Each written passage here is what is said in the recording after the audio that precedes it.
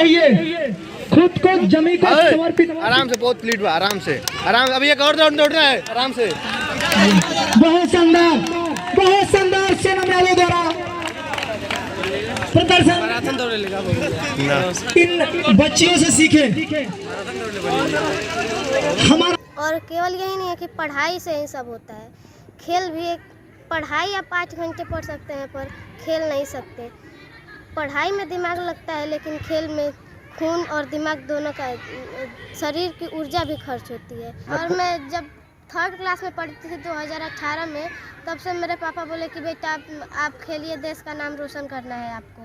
और 2018 से मैं अभी 2022 तक खेल रही हूँ और आगे तक भी मैं चाहूँगी कि मैं खेलूँ और देश के लिए मेडल लाऊँ और अपने पिताजी का नाम रोशन करूँ। कुछ भैया लोग जो तेज़ दौड़ते हैं, मैं उन लोगों को पकड़ना चाहती हूँ लेकिन कोशिश कर रही हूँ जल्दी पकड़ूँगी उन लोगों को। वो लोग, कुछ लोग मुझसे आगे रहते हैं, कुछ लोग पीछे रहते हैं, कुछ लोग साथ में चलते हैं। मैं बस जो दीदी लोग हैं या छोटे भाई बहन हैं, उन लोग के लिए केवल यही कहना चाहती हूँ कि वो लोग खेले। उनके जो गार्जियन हैं, जो पढ़े लिखे नहीं हैं, वो क्या करते हैं कि बच्चियों को कम क्लास में उनकी शादी कर देते हैं, लड़कों को ज़्यादा भाव देते हैं। मैं यही कहूँगी कि लड़कियों को भी समय दिया जाए, लड़कियों को भी आगे बढ़ने का मौका मिले। दोस्तों नमस्कार, मैं हूं अनमोल आनंद और आप देख रहे हैं मेरा चैनल अनमोल संवाद।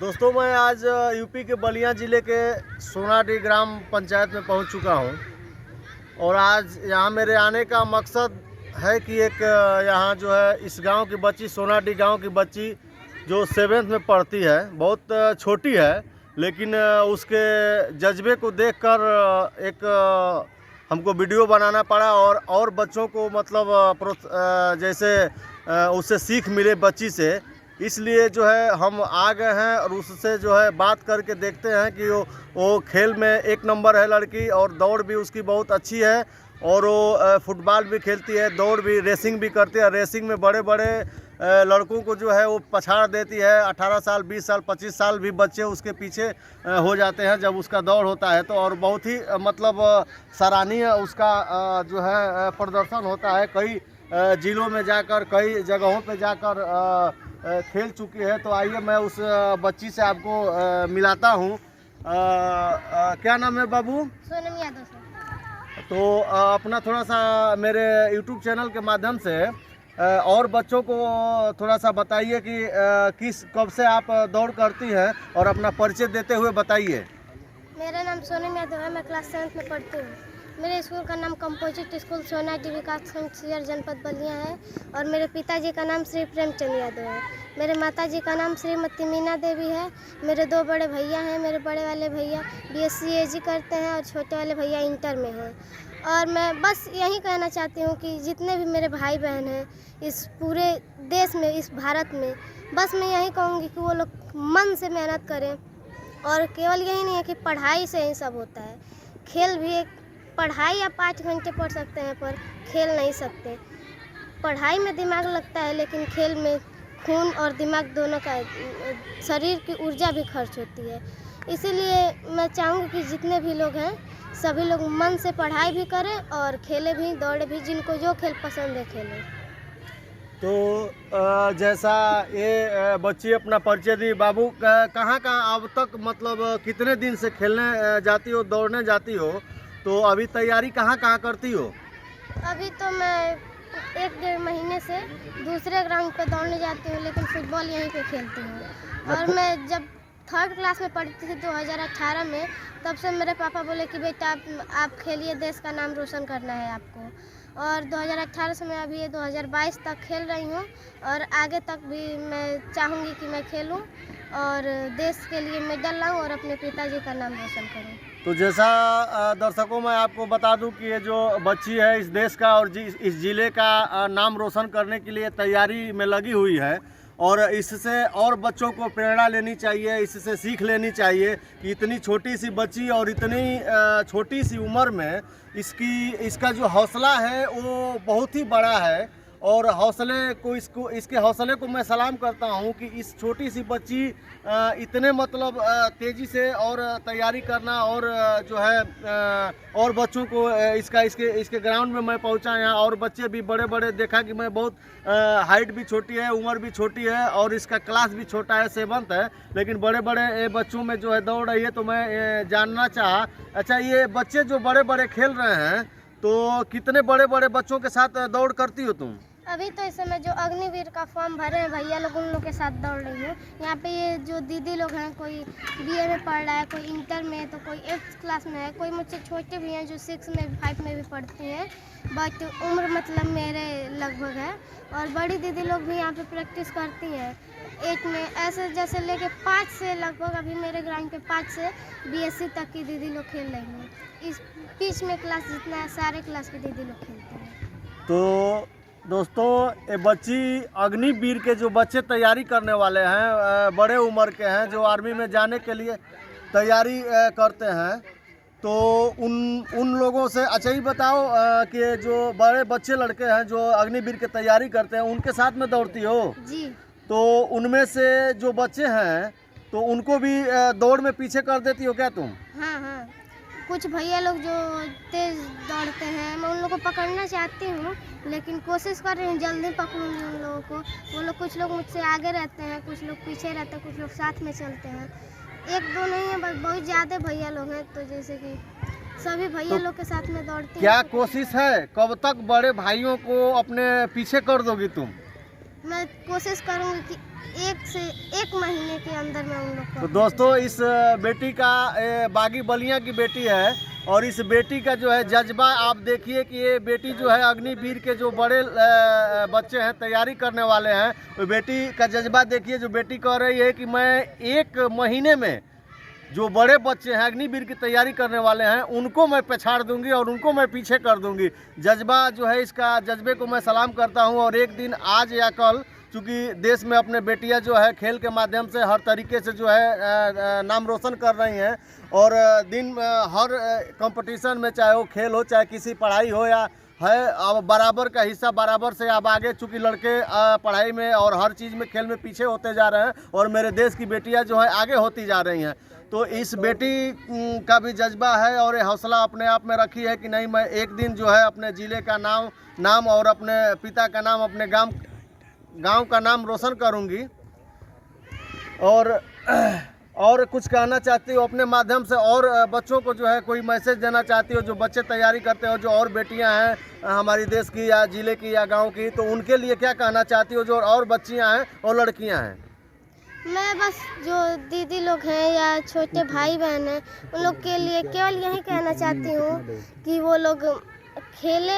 उनके जो गार्जियन हैं जो पढ़े लिखे नहीं हैं वो क्या करते हैं कि बच्चियों को कम क्लास में उनकी शादी कर देते हैं, लड़कों को ज़्यादा भाव देते हैं। मैं यही कहूँगी कि लड़कियों को भी समय दिया जाए, लड़कियों को भी आगे बढ़ने का मौका मिले।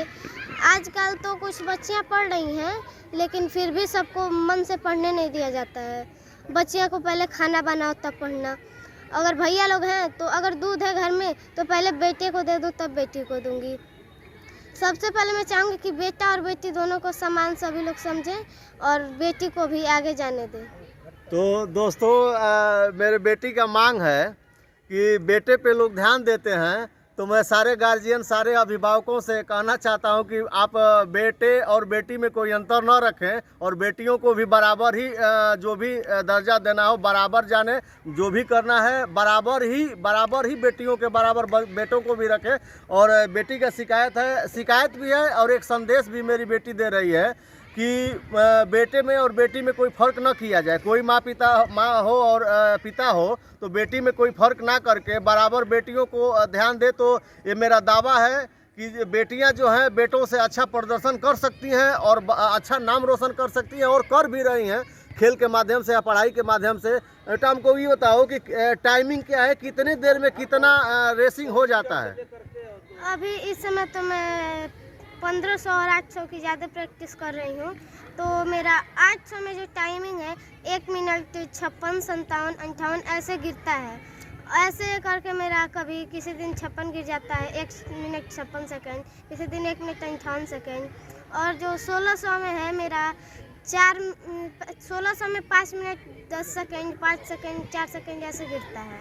और मैं इस समय 1500 दौड़ रही हूँ ज़्यादा, तो 1500 में मेरा 4 minute 58 second 4 minute 57 second timing है। बहुत और बढ़िया। और पहले जब मैं कुछ एक लॉकडाउन के समय में 10 किलोमीटर दौड़ती थी डेली, तो मेरा उसमें 38 मिनट और 39 मिनट ऐसे करके टाइमिंग गिरता था। अच्छा, यहाँ तैयारी इस फील्ड में, इस मिडिल ग्राउंड में तैयारी कौन कराता है? कोच और कौन है?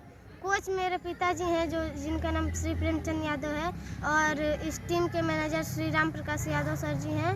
और इस समय अभी वो थोड़ा दूसरे ग्राउंड पे रह रहे हैं, थोड़ा टाइम नहीं है, इसलिए मेरे पापा हमें 2018 से जब से मैं खेल रही हूँ, मेरे पापा भी यहाँ पे सबके लिए सबको समान समझते हैं और सारे दीदी लोग को बराबर मेहनत कराते हैं।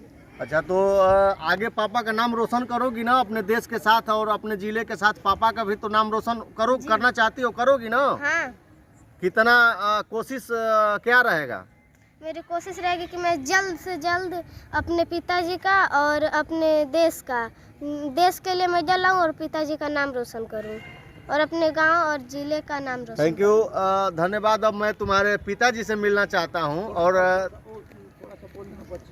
तुम्हारे पिताजी कोच हैं, तो और कुछ कहना चाहती हो तो कह दो, उसके बाद मैं फिर तुम्हारे पिताजी से और तुम्हारे मान लो कि पिता भी है और तुम्हारे कोच भी हैं, तो मैं उनसे भी बात करना। अब लास्ट में कुछ कहना चाहती हो तो और मेरे दर्शकों को बताओ और बच्चों को बताओ, बच्चियों को बता दो। मैं ज़्यादा कुछ नहीं कहूँगी, बस यहीं एक मैं कविता शायरी बोलना चाहती हूँ कि कितना ही लोग होते हैं, लेकिन कोई भी समझता है कि शायरी गलत बात है, कविता गलत बात है, लेकिन मैं शायरी के माध्यम से ही उनको बताना चाहती हूँ कि ओस की एक बूंद सी होती हैं बेटियाँ, स्पर्श खुरदरा हो तो रोती हैं बेटियाँ। ओस की एक बूंद सी होती हैं बेटियाँ, स्पर्श खुरदरा हो तो रोती हैं बेटियाँ। रोशन करेगा बेटा तो बस एक ही कुल को, 2-2 कुलों की लाज होती हैं बेटियाँ। कोई नहीं है दोस्तों एक दूसरे से कम, हीरा अगर है बेटा तो सच्ची मोती है बेटियाँ, सच्ची मोती है बेटियाँ। प्रेम की सजीव कहानी है बेटियाँ, माँ बाप के आंखों की पानी है बेटियाँ। मैं इस कविता के माध्यम से या शायरी के माध्यम से इसका अर्थ यही निकलता है कि कहीं भी बेटियाँ बेटे से कम नहीं हैं। और मैं हर समय यही कहूँगी कि बेटी और बेटे को दोनों को बराबर माना जाए। और मैं एक और कहना चाहती हूँ कि बहुत लोग निराश होते हैं अपने लक्ष्य के पास जाके और फिर पीछे मुड़ जाते हैं। मैं यही कहना चाहती हूँ कि लोग बेटी और बेटे के साथ माँ बाप का भी बहुत लोग होते हैं कि माँ कुछ काम करने के लिए बोलते हैं तो बेटे कहते हैं कि मैं नहीं करूँगा, या बेटियाँ उन्हें गुस्सा होकर बोलती हैं। तो माँ बाप पे मैं एक बस शायरी बोलना चाहूँगी।